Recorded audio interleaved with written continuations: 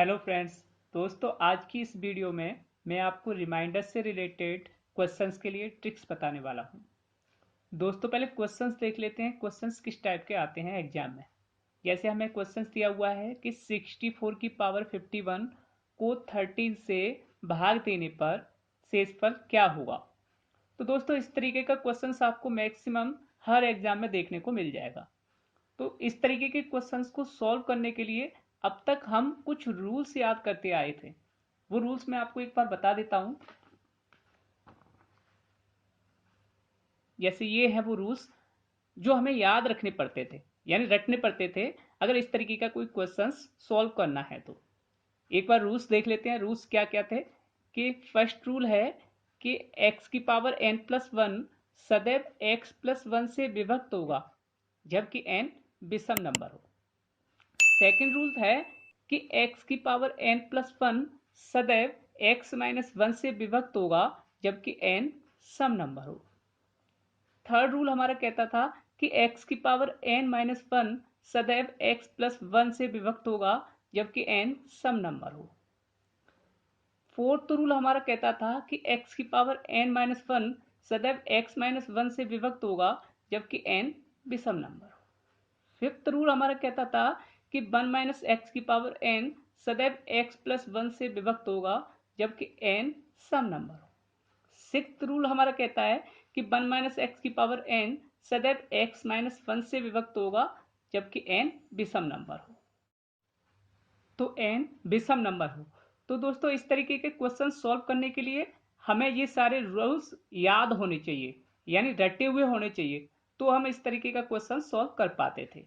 इसमें भी प्रॉब्लम ये रहती थी कि कभी कभी अगर थोड़ा सा भी कंफ्यूजन हो जाता था इनमें ना, तो हम आता हुआ क्वेश्चन भी छोड़ के चले आते हैं, क्योंकि एग्जाम में नेगेटिव मार्किंग होती है। तो अब हमें इस तरीके का कोई रूल्स याद नहीं रखना। इसके लिए हमें क्या करना है, मैं इसके लिए आपको एक छोटी सी ट्रिक्स बताने वाला हूं। आपको याद क्या रखना है? आपको याद केवल ये रखना है जो स्टेप है। स्टेप क्या कहता है कि यदि m की पावर n को p से भाग देने पर शेषफल क्या होगा। आंसर क्या है? m अपॉन p की power n divide by p। और एक छोटा सा नोट लिख रखा है कि m को p से भाग देते समय हम प्लस वन या माइनस वन लाने की कोशिश करते हैं। मैं इसको आपको डीपली समझाता हूं एग्जाम्पल लेके। तो दोस्तों, क्वेश्चन नंबर फर्स्ट देख लेते हैं। क्वेश्चन फर्स्ट हमें कह रहा है कि 64 की पावर 51 को 13 से भाग देने पर शेषफल क्या होगा। तो इसकी कंपेयर हम इस फॉर्मूले से करते हैं। यहाँ पे हम देखते हैं कि m इक्व टू क्या है, 64। p इक्व टू क्या है, 13। और n इक्व टू क्या है, 51। अब हमें कोई रूल्स फॉलो नहीं करना, हमें डायरेक्ट ये फॉर्मूला रखना है।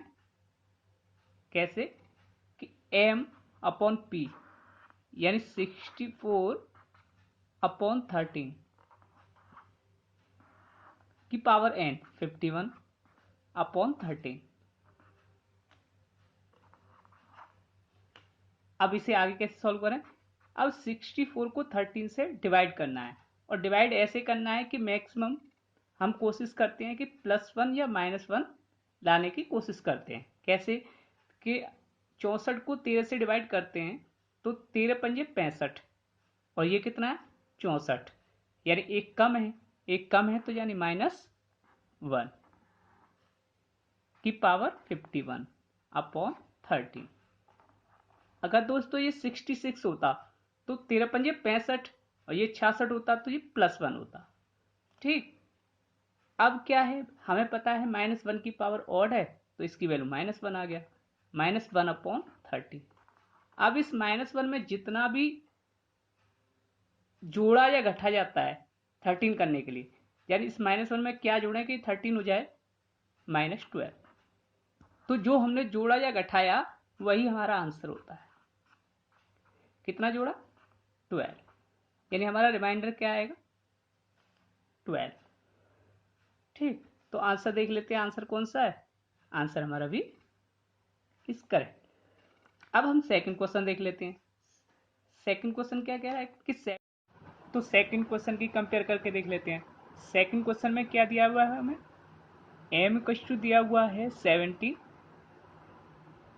पी इक्वल टू दिया हुआ है 18 और एन इक्वल टू दिया हुआ है 200। ओके, अब हमें क्या आंसर क्या लिखना है, एम अपॉन पी यानी 17 अपॉन 18 की पावर 200 डिवाइड बाई 18, ये हमारा आंसर है। अब हमें करना क्या है, जब इस 17 को 18 से डिवाइड करेंगे यानी 17 को जब 18 से डिवाइड करेंगे तो 18 एक 18, ये क्या 17 यानी एक कम पड़ रहा है, एक कम पड़ रहा है यानी -1 की पावर 200 डिवाइड बाई 80। ठीक, अब हमें पता है -1 की पावर इवन है तो यानी इसकी वैल्यू 1 हो गई, यानी 1 अपॉन 80। अब इस 1 को 18 करने के लिए हमें क्या जोड़ना पड़ेगा, 17।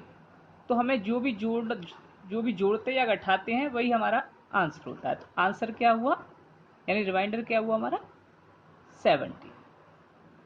17 इज करेक्ट आंसर। तो देख लेते हैं कौन सा आंसर है। तो आंसर डी इज करेक्ट। अब दोस्तों इसमें ही अब हम तीसरे टाइप का क्वेश्चन कैसे बनता है मैं आपको बताता हूँ।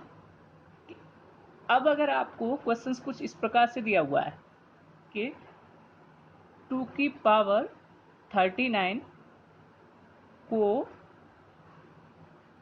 9 से भाग देने पर शेषफल क्या है। तो अब दोस्तों हमें क्या करना है, हमें पहले नोट लिख रखा है कि जो m और n है, यानी जो m और जो p है, सॉरी, जो m और p है उन्हें हमें ऐसे रखना है कि उनमें मैक्सिमम अंतर +1 या -1 का आ जाए। यानी हमारा p अगर कितना है 9, तो m या तो 8 हो जाए या 10 हो जाए। ठीक, यानी इस 2 को हमें या तो 8 करना है या 10 करना। ठीक, तो इसे 8 करने के लिए क्या करना है, हम इसे कैसे लिख सकते हैं कि 2 की पावर 3 की पावर 13, क्योंकि पावर के ऊपर पावर होती है, पावर का मल्टीप्लाई हो जाता है, को 9 से भाग देने पर शेषफल क्या हो।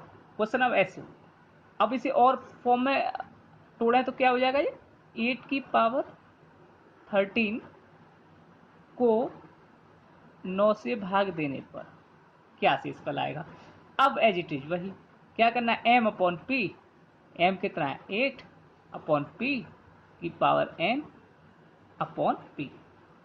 ठीक, 8 अपॉन 9 यानी 9 एक 9, ये 8 है यानी एक कम पड़ रहा है, -1 की पावर 13 अपॉन 9।